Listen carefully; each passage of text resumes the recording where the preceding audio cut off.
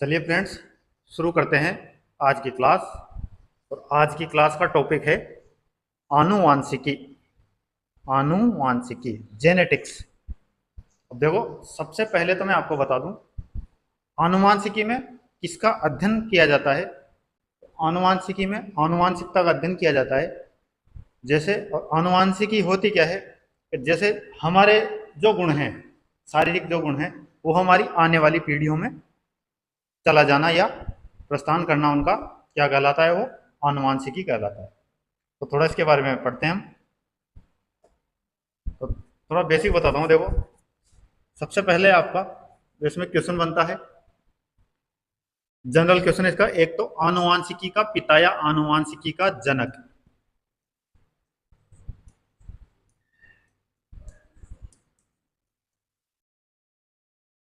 आनुवांशिकी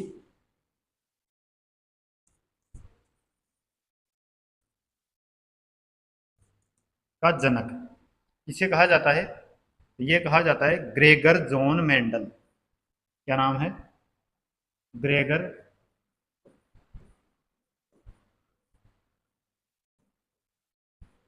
John Mendel.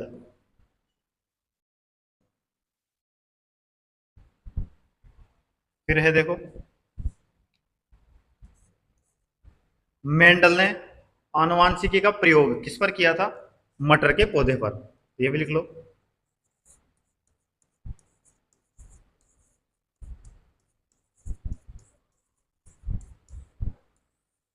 आनुवांशिकी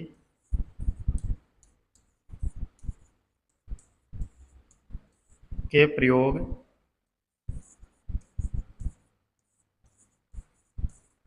मटर के पौधे पर कब से कब तक किए गए? तो 1856 से 1863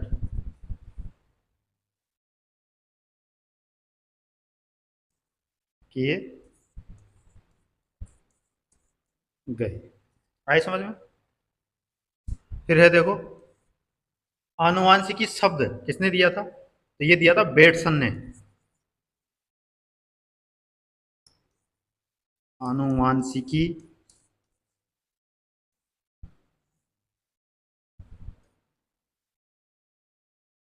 शब्द बेटसन।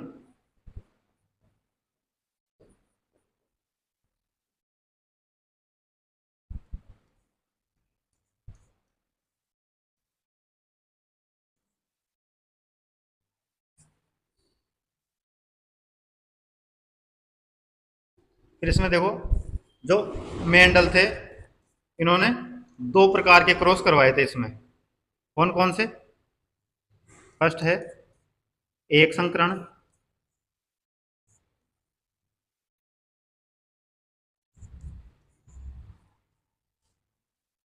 दूसरा है द्विसंकरण।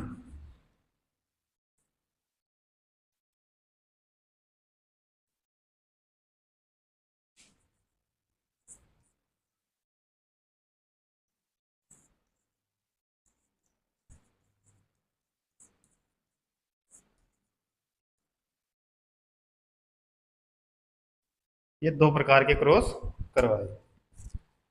अब जो मेंडल थे, उन्होंने आनुवांशिकी के तीन नियम दिए थे। तो तीन नियम देख लीजिए कौन कौन से हैं।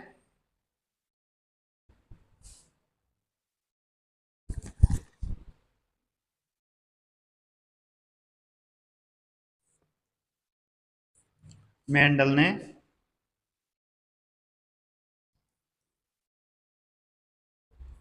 तीन नियम प्रतिपादित किए या दिए।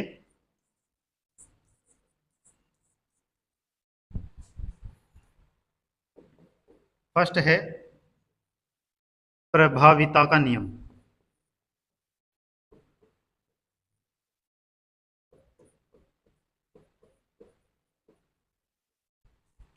सेकंड है विसंयोजन का नियम।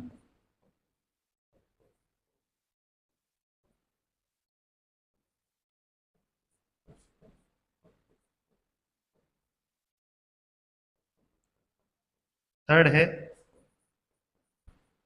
स्वतंत्र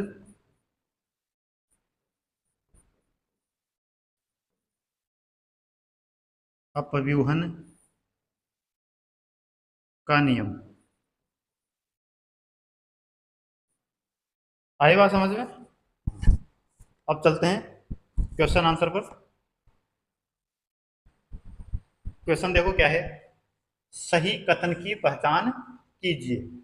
सही कथन की पहचान करनी है आपको, तो सही कथन क्या क्या हो जाएगा देखो। एक कथन क्या है इसमें, एक्स गुणसूत्र वाले शुक्राणुओं में 23 गुणसूत्र होते हैं, जबकि वाई गुणसूत्र वाले शुक्राणुओं में 22 गुणसूत्र होते हैं। तो ये सही है या गलत है? तो ये कथन जो है गलत है। अगला कथन देखो, एक्स गुणसूत्र वाले शुक्राणुओं में 22 गुणसूत्र होते हैं और वाई गुणसूत्र वाले शुक्राणुओं में भी 22 गुणसूत्र होते हैं। तो यह भी कथन गलत है।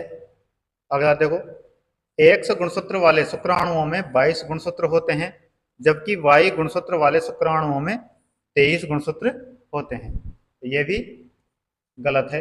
अब डी में देखो, एक्स गुणसूत्र वाले शुक्राणुओं में 23 गुणसूत्र होते हैं और वाई गुणसूत्र वाले शुक्राणुओं में भी 23 गुणसूत्र होते हैं।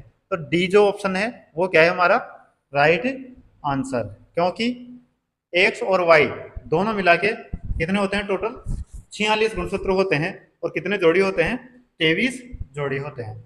आई बात समझ में? तो right answer option number D. अब देखो थोड़ा सा इसके बारे में पढ़ो, गुणसूत्र होता क्या है पहले बता चुका मैं, और एक बार देख लो। जो कोशिका विभाजन होता है, कोशिका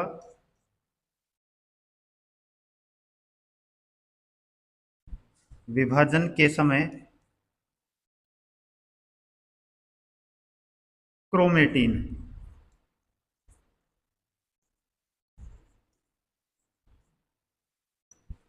सिकुड़कर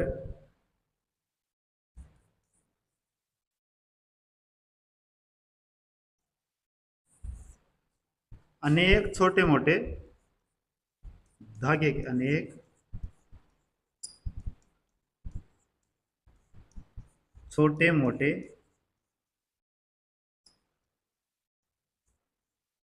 धागे के रूप में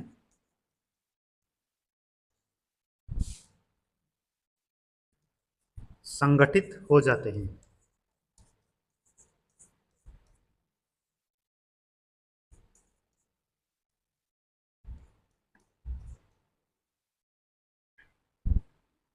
इन्हें ही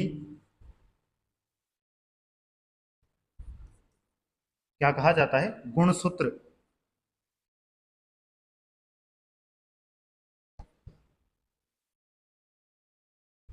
गुणसूत्र कहा जाता है।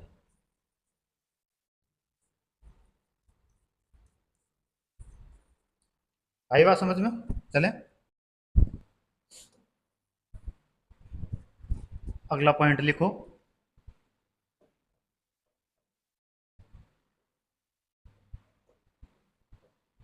मानव में 23 जोड़े, बताया था मैंने कितने, 23 जोड़े या 46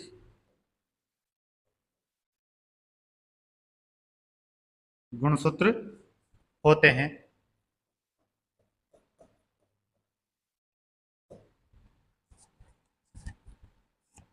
अब देखो, जो 23 जोड़े या 46 गुणसूत्र, तो इनमें एक्स के भी 23 गुणसूत्र और वाई के भी 23 गुणसूत्र, दोनों के 23 गुणसूत्र होते हैं।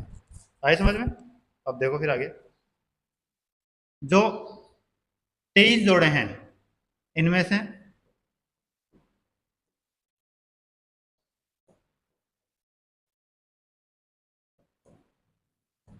22 जोड़े या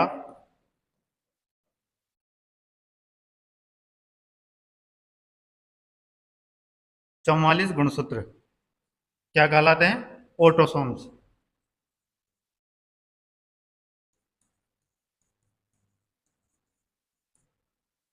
ऑटोसोम्स कहलाते हैं।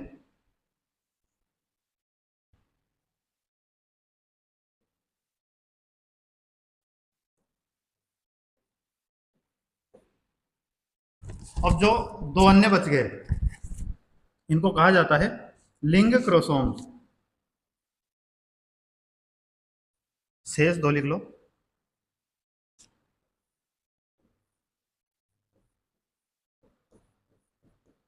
शेष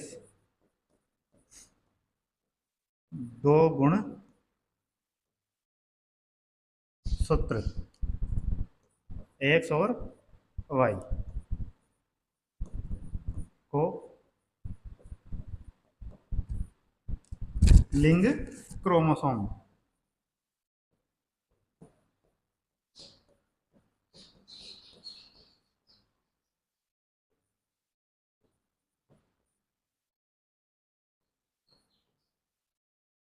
कहा जाता है।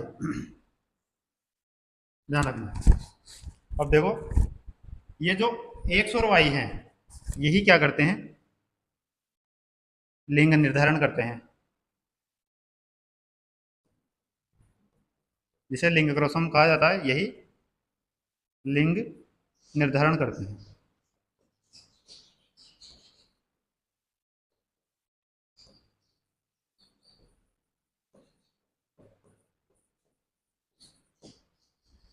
चलें आगे। जीन रिक्त स्थान की गतिविधि के माध्यम से लक्षणों को नियंत्रित करते हैं। तो देखो राइट आंसर होगा इसका ऑप्शन नंबर सी। हार्मोनों की गतिविधि के माध्यम से ये क्या करते हैं, लक्षणों को नियंत्रित करते हैं। अब देखो जो जीन होता है, जीन क्या है, एक जीन आनुवांशिकता की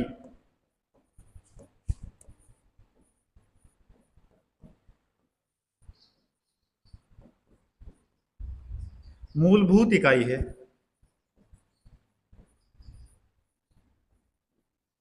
मूलभूत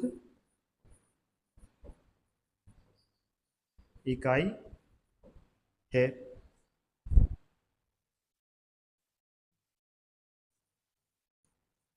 जब जीन के डीएनए में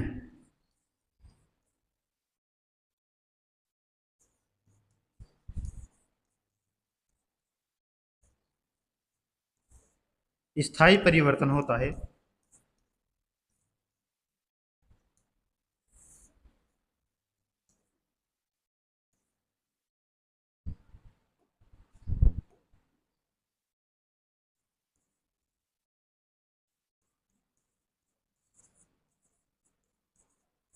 तो उसे उत्परिवर्तन कहा जाता है। क्या कहा जाता है, उत्परिवर्तन।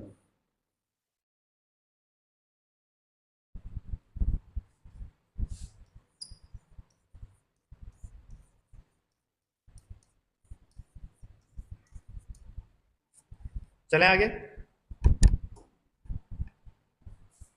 जब मेंडल ने मटर के पौधे में दो लक्षणों की वंशागति का अध्ययन किया तो उन्हें F2 पीढ़ी में पौधों के लिए क्या फेनोटाइपिक अनुपात मिला।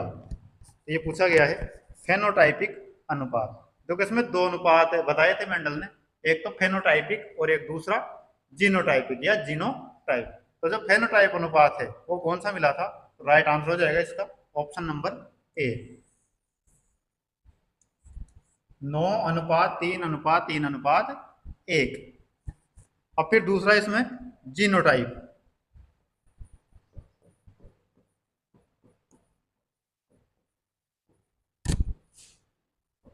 तो जीनोटाइप अनुपात क्या मिला था उसे, 1:2:1:4:2:1:1:1।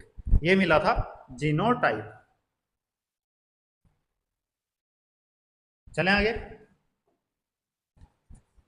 एक पीढ़ी से दूसरी पीढ़ी में वंशानुगत होने वाला आनुवांशिक पदार्थ कौन सा है?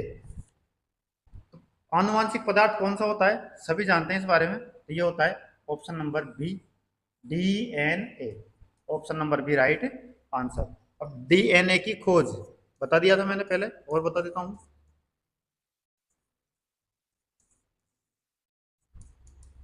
किसने की थी? जेम्स वाटसन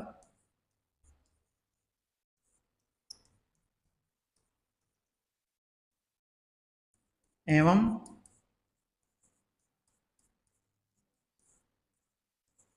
फ्रांसिस क्रिक ने। कब की थी?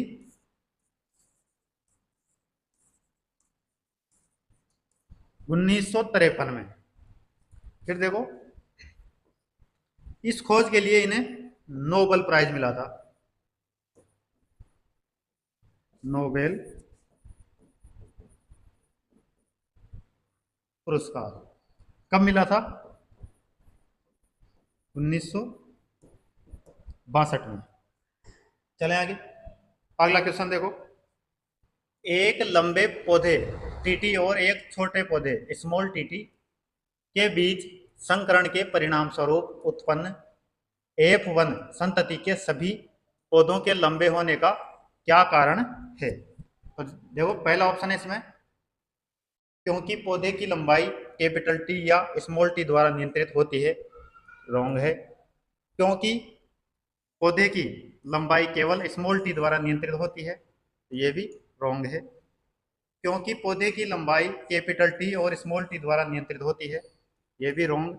फोर्थ ऑप्शन है, क्योंकि पौधे की लंबाई केवल कैपिटल टी द्वारा नियंत्रित होती है, तो ये क्या है हमारा right answer, option number D right answer.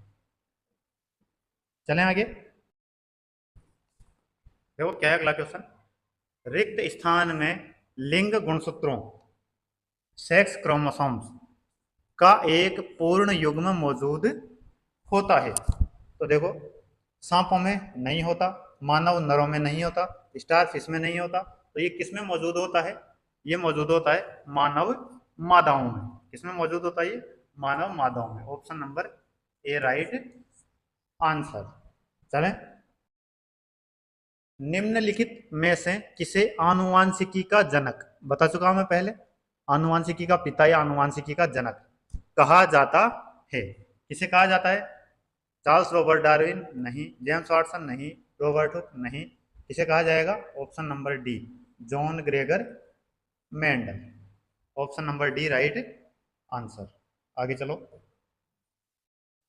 सामान्य मानव कोशिका में 46 गुणसूत्र होते हैं, जबकि जनन कोशिकाओं में रिक्त स्थान होते हैं।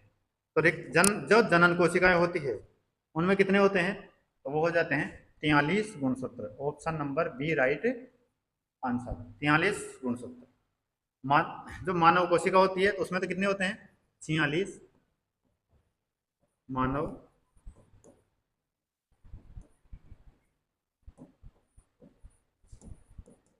कोशिका में कितने? 46। और जो जनन कोशिका होती है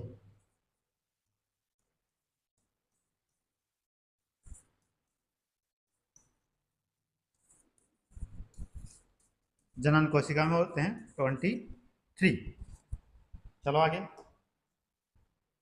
जीनों के कुछ लक्षणों का उल्लेख नीचे किया गया है, कौन सा विकल्प जीनों के गलत लक्षण को दर्शाता है?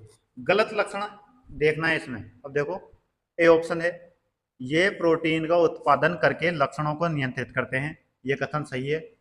ये डीएनए के खंड हैं, ये भी सही है। प्रत्येक जनन कोशिका में एक जीन सेट होता है, तो ये भी सही है। अब गलत कौन सा होगा? जो बचा हुआ है, इनमें कोई परिवर्तन नहीं होता है। और आंसर क्या हो जाएगा हमारा? ऑप्शन नंबर डी, इनमें कोई परिवर्तन नहीं होता है। चलें आगे,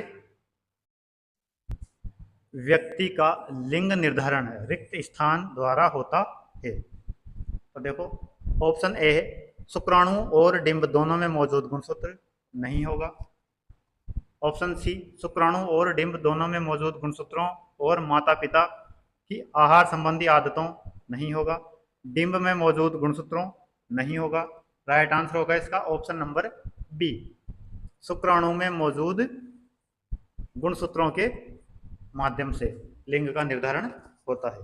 अब देखो, जो पुरुष होते हैं उनमें कैसे गुणसूत्र पाए जाते हैं? एक्स वाई गुणसूत्र। महिला में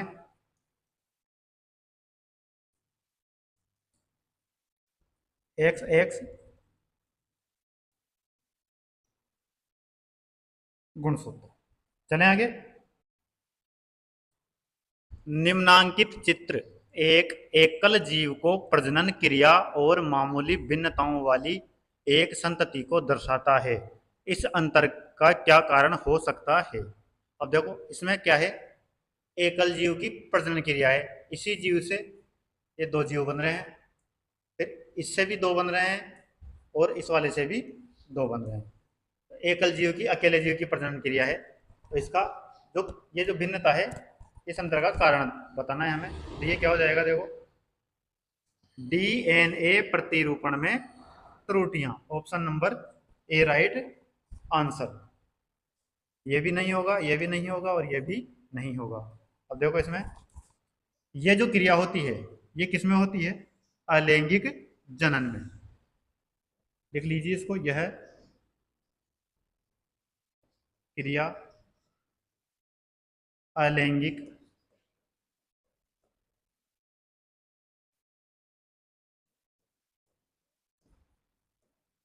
जनन में होती है। दूसरा है इसमें, देखो, यदि एक जीवाणु विभाजित होता है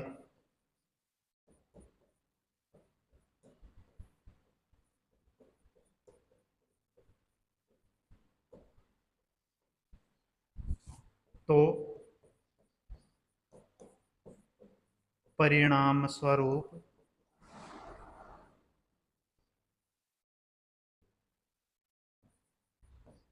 दो जीवाणु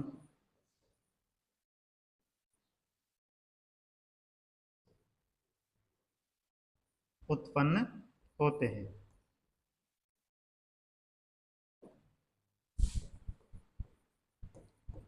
ये दो जीवाणु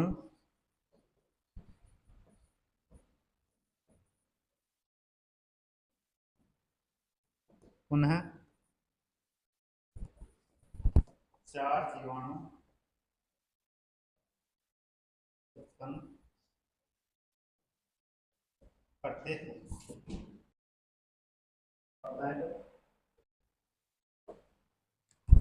नेक्स्ट देखो, वंशागति के नियमों को प्राप्त करने में मेंडल की सफलता के पीछे मुख्य कारण क्या था? तो ऑप्शन नंबर ए, उन्होंने अपने संकरण में एक बार में केवल एक ही लक्षण का अध्ययन किया।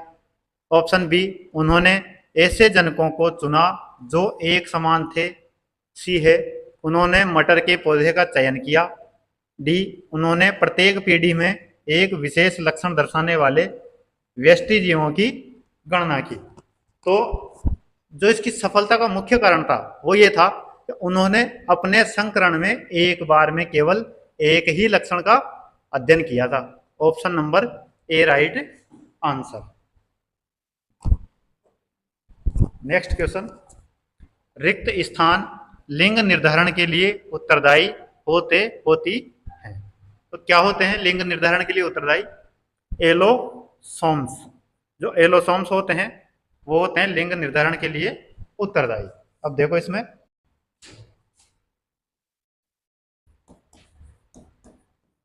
एलोसोम्स मानव सेक्स क्रोमोसोम्स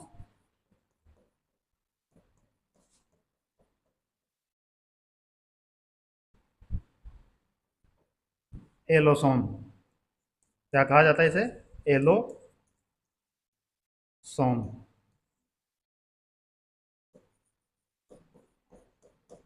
की एक विशिष्ट जोड़ी है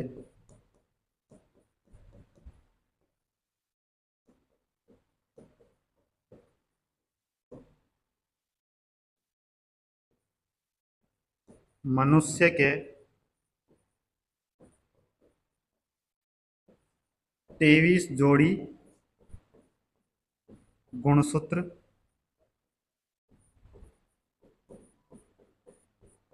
होते हैं, जिनमें 22 जोड़ी को बताया था अभी, क्या कहा जाता है? ऑटो ऑटोसोम्स कहा जाता है। जबकि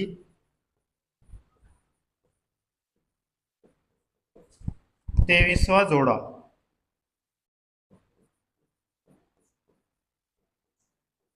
यदि XY हो तो उसे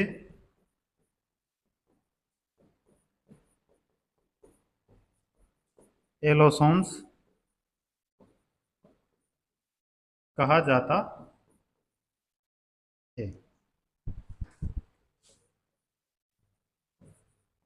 यही जोड़ा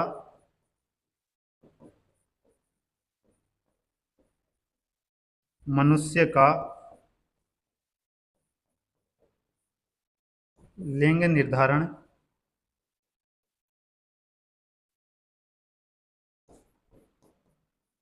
करता है। चलें आगे। मेंडल ने अपने प्रयोगों में मटर के पौधे की निम्नलिखित में से ये किस विशेषता का उपयोग नहीं किया था? इन विशेषताओं में किस विशेषता का उपयोग नहीं किया था वो बताना है। पहला है मटर के पौधे की लंबाई, बीज की आकृति, पत्तों की आकृति और फूलों के रंग। तो राइट आंसर होगा इसका ऑप्शन नंबर सी, पत्तों की आकृति। तो पत्तों की आकृति का उपयोग नहीं किया था।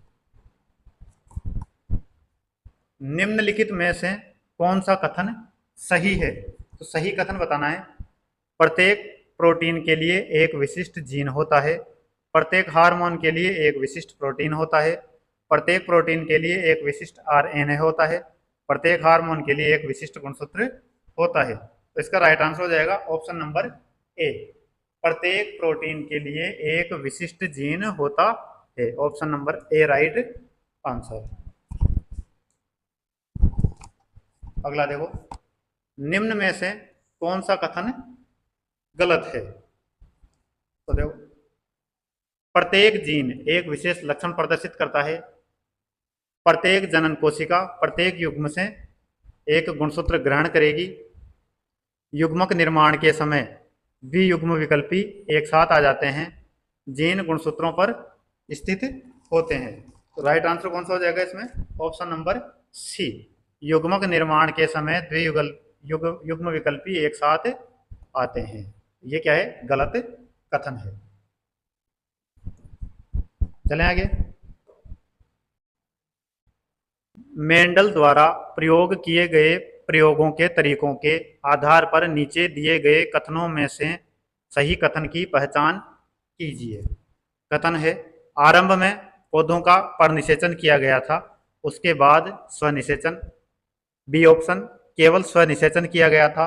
सी ऑप्शन, आरंभ में पौधों का स्वनिषेचन किया गया था, उसके बाद परनिषेचन किया गया था। डी ऑप्शन, केवल परनिषेचन किया गया था। राइट आंसर हो जाएगा ऑप्शन नंबर ए, आरंभ में पौधों का परनिषेचन तथा उसके बाद स्वनिषेचन किया गया था।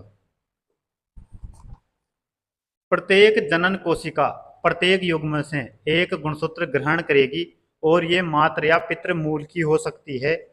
जब दो जनन कोशिकाएं संलयित होती है तो वे जातियों के DNA की स्थिरता सुनिश्चित करते हुए संतति में गुणसूत्रों की सामान्य संख्या को बहाल कर देती है। वंशागति की इस तरह की प्रणाली को रिक्त स्थान में वर्णित किया गया है। तो राइट आंसर होगा इसका मेंडल के प्रयोगों के परिणाम में, जो मेंडल के प्रयोग थे उनके परिणाम में इसको वर्णित किया गया है। चलें आगे। मेंडल ने अपने प्रयोगों के लिए किस पौधे का प्रयोग किया था? तो किसका प्रयोग किया था? ऑप्शन नंबर ए, उद्यान मटर। किसका प्रयोग? उद्यान मटर का प्रयोग किया था। एक संकरण रिक्त स्थान विभिन्न संस्करणों की विशेषताओं वाले दो पौधों का संयोजन होता है। तो राइट आंसर क्या होगा इसका? ऑप्शन नंबर बी, दो विभिन्न संस्करणों की विशेषताओं वाले दो पौधों का संयोजन होता है। निम्नलिखित में से कौन सा कण संतान द्वारा किसी लक्षण की वंशानुगति को नियंत्रित करता है? तो कौन सा करता है? राइट आंसर होगा पैतृक और मातृ डीएनए, दोनों का जो डीएनए होता है वो वंशानुगति को नियंत्रित करता है। मेंडल ने मटर के पौधों के अनेक विपर्यासी दृश्य लक्षणों के आधार पर प्रयोग किए, उनमें से कुछ निम्नलिखित थे। तो इसमें देखो क्या क्या है। ए है गोल और झुर्रीदार बीज, बी है लंबे और छोटे पौधे, सी है सफेद और बैंगनी फूल। अब है इनमें से कौन से मटर के पौधों में पाए जाने वाले अप्रभावी लक्षण हैं? तो इसका राइट आंसर हो जाएगा ऑप्शन नंबर डी, झुर्रीदार, छोटे और सफेद। तो ये लक्षण क्या थे? अप्रभावी थे। मेंडल के संकरण में एक शुद्ध लंबे पौधे कैपिटल टीटी का एक बौने पौधे स्मॉल टीटी के साथ संकरण कराया गया। F2PD में जीनोटाइप अनुपात क्या था? तो जीनोटाइप अनुपात क्या था? राइट आंसर हो जाएगा ऑप्शन नंबर ए, 3:1। इनमें से कौन वह पहले व्यक्ति थे जिन्होंने प्रत्येक पीढ़ी में किसी विशेष लक्षण को प्रदर्शित करने वाले पौधों जीवों की गणना करने के लिए अपने विज्ञान और गणित के ज्ञान को सम्मिश्रित किया था? तो राइट आंसर होगा option number D, Gregor John Mendel. मनुष्य के लक्षणों के वंशागति के नियम नीचे वर्णित कुछ तथ्यों से संबंधित होते हैं। इन तथ्यों में से एक के अलावा अन्य सभी सही है, गलत विकल्प का चयन कीजिए। तो गलत विकल्प कौन सा होगा इसमें से? वो चार विकल्प क्या क्या हैं। माता और पिता दोनों बच्चे के लिए समान मात्रा में आनुवांशिक पदार्थों का योगदान करते हैं। प्रत्येक लक्षण के लिए प्रत्येक बच्चे में 2 संस्करण असंगत जीन होने चाहिए। प्रत्येक लक्षण के लिए प्रत्येक बच्चे में एक ही संस्करण असंगत जीन होना चाहिए। प्रत्येक लक्षण माता पिता दोनों के डीएनए से प्रभावित हो सकता है। इसका राइट आंसर जो होगा वो होगा ऑप्शन नंबर सी, प्रत्येक लक्षण के लिए प्रत्येक बच्चे में एक ही संस्करण या असंगत जीन होना चाहिए। तो ये कथन क्या है? गलत कथन है। तो राइट आंसर ऑप्शन नंबर सी।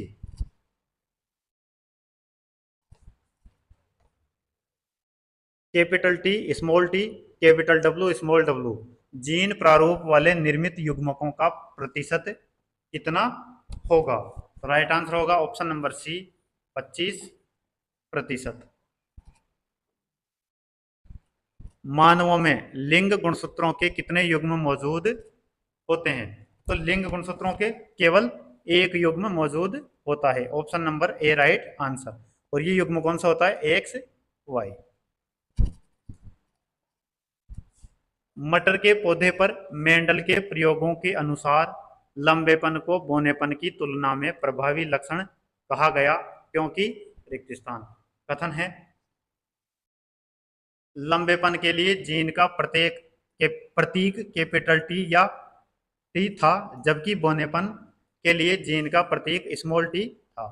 बी है मटर सहित सभी जीवों में बौने जीवों की तुलना में लंबे जीव सामान्यतः अधिक पाए जाते हैं। सी है लंबे पौधे बौने पौधों की तुलना में आकार में बड़े हैं।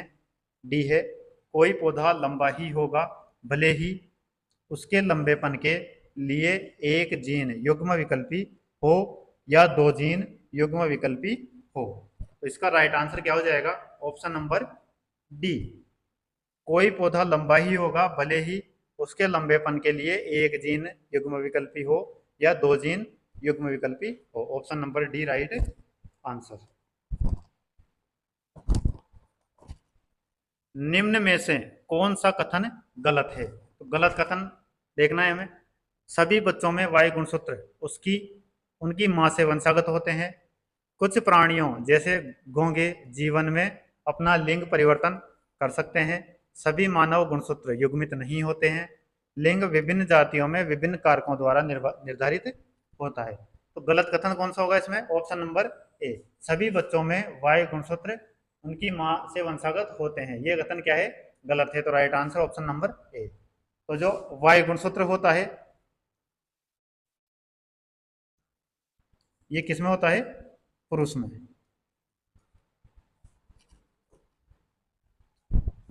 क्या एक्स गुणसूत्रों वाले शुक्राणुओं और वाई गुणसूत्रों वाले शुक्राणुओं के बीच कोई दृश्य भिन्नता होती है? तो राइट आंसर क्या होगा इसका? देखो, नहीं, उनके आकार में कोई अंतर नहीं होता, लेकिन गतिशीलता में अंतर होता है, तो ये नहीं होगा। हाँ, एक से युक्त शुक्राणु बड़े होते हैं, ये भी नहीं होगा। हाँ, वाई युक्त शुक्राणु अधिक गतिशील होते हैं, तो ये भी नहीं होगा। नहीं, उनके आकार या गतिशीलता में कोई अंतर नहीं होता है। तो राइट आंसर क्या हो जाएगा हमारा? Option number D. नहीं, उनके आकार या गतिशीलता में कोई अंतर नहीं होता है।